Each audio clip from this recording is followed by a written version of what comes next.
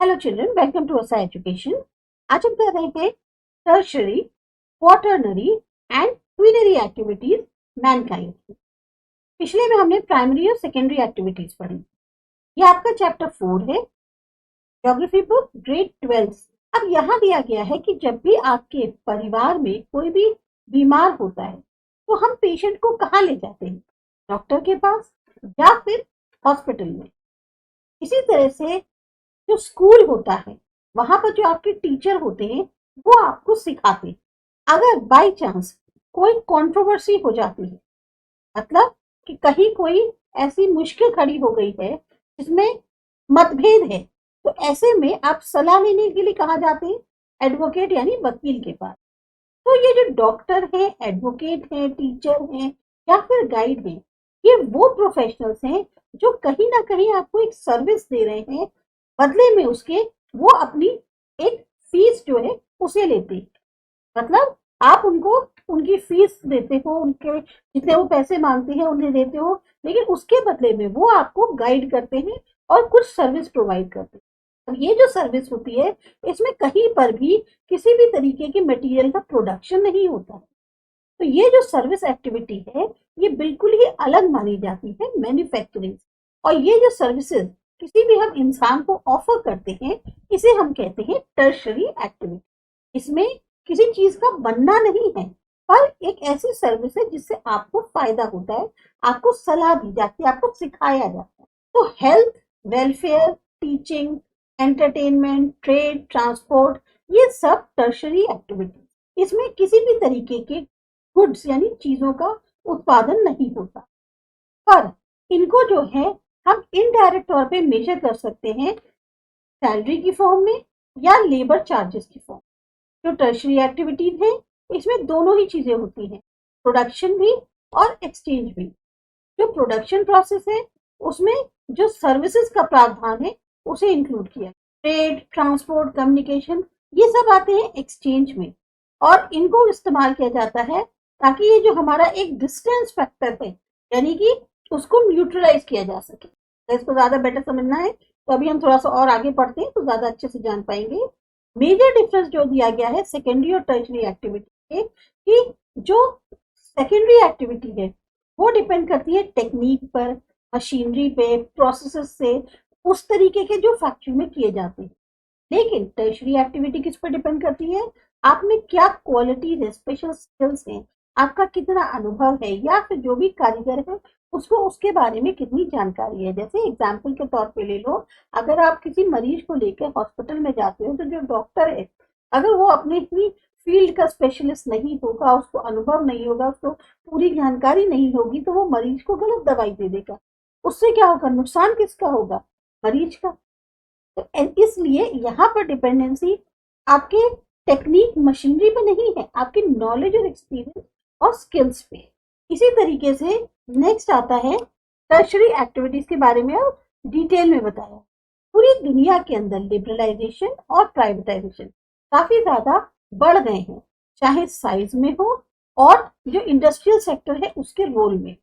तब भी जो गवर्नमेंट होती है वो एम्प्लॉयमेंट देती है ज्यादा से ज्यादा लोगों को, क्योंकि वो जो है कई तरीके की पब्लिक सर्विसेज प्रोवाइड करती है, जैसे defence, education, health, cleanliness, welfare, public transport या फिर जुडिशियरी सिस्टम।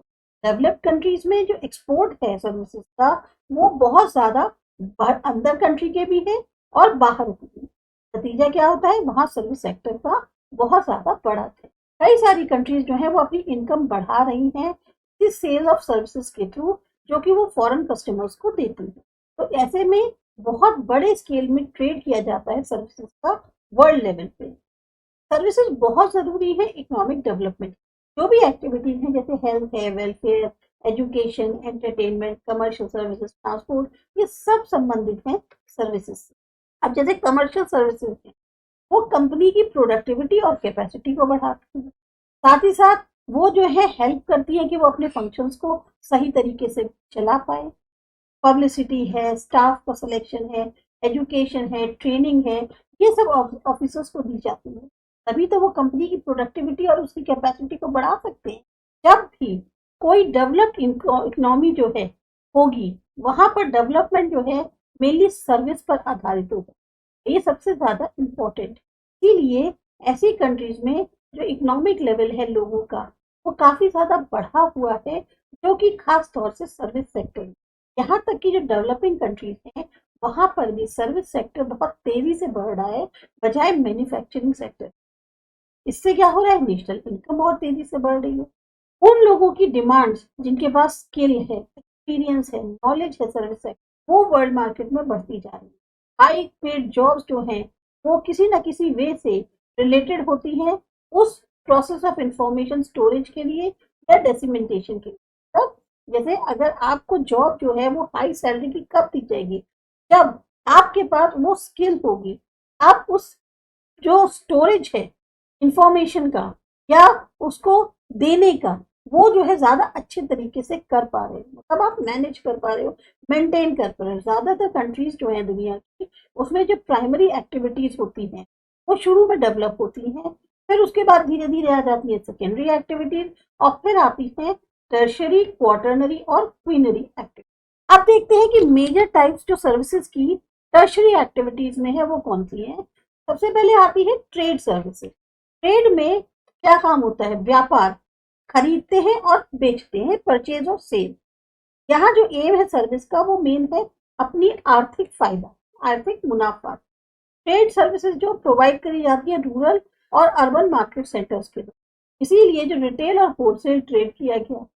रिटेल यानी कि जो हम मार्केट में जो हमें उस प्राइस पे मिलता है जिस पे वो मैन्युफैक्चरिंग है, और होलसेल में मीन्स हम जो है बल्क में सस्ते दामों पर ले सकते हैं। तो सर्विसेज जो है बेसिकली रिलेटेड होती है कॉस्मेटिक्स से, और उसमें जो है रिपेयर भी प्रोवाइड करी जाती है, मतलब थोड़ा बहुत आपको कुछ लगवाना है, बढ़वाना है, तो आप उसमें वो कर सकते हैं। ट्रांसपोर्ट सर्विसेज कैसी होती है, ये रॉ मटेरियल जो फिनिश गुड्स हैं उनको एक जगह से दूसरी जगह भेजने में हेल्प करती है। रेलवे रोड ट्रांसपोर्ट है जो कि सबसे बेस्ट सर्विस है। इसके अलावा चाहे इंटरनल हो या इंटरनेशनल एयरवेज है, वाटरवेज है, ये भी आने जाने वाली जो सर्विसेज है ट्रांसपोर्ट की वो प्रोवाइड कर। दोनों का ही बहुत ही, या कह सकते हैं सबका बहुत इंपॉर्टेंट रोल है इंटरनेशनल ट्रेड में, पर खास तौर से इंटरनेशनल ट्रेड में अगर कहा जाए तो आपका वाटरवेज और एयरवेज का ज्यादा है। नेक्स्ट आता है कम्युनिकेशन सर्विस। वर्ड्स का एक्सचेंज होना, मैसेजेस का, थॉट्स का, ये सब किससे होता है, कम्युनिकेशन। ऐसी सर्विसेज बहुत ज्यादा हो गई है मोबाइल की वजह से, इंटरनेट, टेलीफोन और सैटेलाइट से। अभी जो इम्पोर्टेंस थी पोस्ट की वो खत्म नहीं हुई, कम नहीं हुई है। कोई भी इंसिडेंट हो, न्यूज हो, स्पीच हो स्पीकर्स की, वो बहुत तेजी से ब्रॉडकास्ट कर सकते हैं ऑडियंस को पूरी दुनिया के अंदर, चाहे वो रेडियो पे हो या टीवी। इसीलिए इसको बोलते हैं मास मीडिया। ये सबसे बेस्ट मीडिया माना जाता है एडवर्टाइजिंग के लिए और एंटरटेनमेंट। न्यूज़पेपर जो है वो वर्ल्ड न्यूज देते हैं रीडर्स को, और इंटरनेट के माध्यम से जो कम्युनिकेशन सर्विसेज हैं उनमें तो एक तरह से जैसे एक क्रांति सी आ गई है। आप कहीं भी बैठे हो, अगर आप इंटरनेट से कनेक्टेड हो तो आप पूरी दुनिया में कुछ भी हो रहा हो आप आसानी से जान सकते हैं। एंटरटेनमेंट सर्विस, अब एंटरटेनमेंट यानी कि हमारे मनोरंजन के साथ फिल्म्स, टीवी, ड्रामा, हवाई, बहुरूपी, लिटरेचर, म्यूजिक, ये सब लोगों को एंटरटेनमेंट देती है। ये ज्यादातर हमारे जो मानसिक एक तनाव होता है उसको, थकान को मिटाते हैं, या पर्सन की जो वर्किंग कैपेसिटी है उसको बढ़ाते हैं। आप थोड़ा सा मनोरंजन हो जाता है, आपका दिमाग डाइवर्ट हो जाता है, आप रिफ्रेश महसूस करते हो और फिर दोबारा काम को ज्यादा बेहतर तरीके से प्रोवाइड कर पाते हो। तो एक तरह से एंटरटेनमेंट सर्विसेज हमें खुशी देती है। इस समय ट्रैवल, टूरिज्म, टीवी और इंटरनेट ये सबसे मेजर साधन बन गए हैं एंटरटेनमेंट। नेक्स्ट आता है कमर्शियल सर्विसेज। एडवर्टाइजमेंट्स हो गए, लीगल एडवाइस एडवोकेट की, banking services, public relation services, training, ताकि जो स्टाफ की स्किल्स हैं उनको इनहेंस किया जा सके, बढ़ाया जा सके, या वो पर्सन जिनकी नॉलेज है फाइनेंशियल डीलिंग्स की, फाइनेंशियल एडवाइजर्स, अकाउंटेंट, क्लर्क्स, ये सब मदद करते हैं प्रोडक्शन प्रोसेस के डेवलपमेंट पे, और बहुत ही जो इम्पोर्टेंट डिसीजन मेकिंग होती है उसमें। अगर किसी भी प्रोडक्ट को बेचना है तो उसका सबसे आसान तरीका क्या है, एडवर्टाइजमेंट। एडवर्टाइजिंग एजेंसीज का अपना खुद का एक बहुत बड़ा नेटवर्क होता है। इंफॉर्मेशन, क्वालिटी या जो भी खासियत है फिनिश प्रोडक्ट की, उसको आसानी से कन्वे किया जा सकता है किसी भी उपभोक्ता के लिए एडवर्टाइजिंग की मदद से। हम लोग रास्ते में जाते हैं, हमको इतने सारे होर्डिंग्स दिखते हैं, इस पे किसी का कुछ लगा होता है, ऐड किसी का, तो हमारे माइंड में वो उसकी इमेज छप जाती है, अच्छा ये वो वाला ऐड है। या टीवी पे हम बार बार देखते हैं तो होता है कि चलो हम एक बार उसको लेके एक बार उस पर देख लें कि कैसी प्रोडक्ट है। Health and education services. अब लोकल सेल्फ गवर्नमेंट इंस्टीट्यूट है, स्टेट गवर्नमेंट है या सेंट्रल गवर्नमेंट है, बहुत सारी सर्विसेज देती हैं पब्लिक वेलफेयर। बहुत सारी एक्सटेंसिव सर्विसेज जो है आपकी दी जा रही है, transport, communication, trade, construction, roads का, education, irrigation products, power generation, health, ये सब नागरिकों को दी जा रही है और ये एक तरह से उनके ऑलराउंड डेवलपमेंट में मदद करती है। इसके अलावा ये सर्विसेज देते हैं सोशल, कल्चरल और बाकी फील्ड्स में भी। कॉलेजेस या यूनिवर्सिटीज मैनेज करी जाती हैं प्राइवेट, सेमी गवर्नमेंट या गवर्नमेंट सेक्टर्स के द्वारा, ताकि पर्पस क्या है, हम ज़्यादा से ज़्यादा लोगों को शिक्षित कर पाए। हेल्थ सर्विसेज जो है वो प्रोवाइड करी जाती हैं डिस्पेंसरीज के थ्रू, हेल्थ सेंटर्स के या फिर hospitals. Social welfare services, women's organisation है, कास्ट ऑर्गेनाइजेशन है, यूथ ऑर्गेनाइजेशन, बहुत अलग अलग पार्टी की ऑर्गेनाइजेशन है, ये सब सोशल और इकोनॉमिक फील्ड्स में लोगों को सर्विस प्रोवाइड करती है।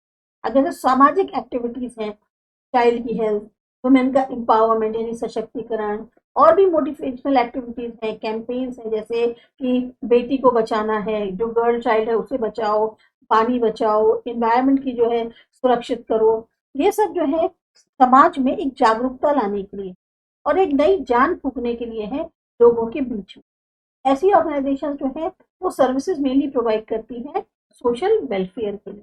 सर्विसेज फाइनेंशियल सेविंग्स के लिए क्या है, अब जैसे बैंक्स हैं, चाहे वो पब्लिक हो, प्राइवेट हो या कोऑपरेटिव सेक्टर हो, ये लोगों का जो एक फाइनेंशियल सेविंग्स है उनको अपने पास रखते हैं और उनको आर्थिक फायदा पहुंचाने की कोशिश करते हैं। बैंक की मदद से जो है ट्रेड या इंडस्ट्री सेक्टर्स जो है वो काफी उनको मदद मिलती है कि वो फाइनेंशियल ट्रांजेक्शन्स को मेंटेन कर पाते हैं। इंश्योरेंस के जो इंस्टीट्यूट है वो इंश्योरेंस कवर देते हैं पर्सन की लाइफ को भी और प्रॉपर्टी को भी। पोस्ट ऑफिस जो है वो लोगों की मदद करते हैं कि उनकी सेविंग्स को ज़्यादा से ज़्यादा बढ़ाया जा सके। तो basically tertiary activities specific services लोगों को प्रोवाइड करती हैं। अब कंट्रीज हैं जैसे जापान, जर्मनी, वहां पर मैन्युफैक्चर्ड गुड्स जो होते हैं फैक्ट्रीज में वो उनकी खुद की कंट्रीज में होते हैं और वो जो है वर्ल्ड मार्केट के लिए होते हैं।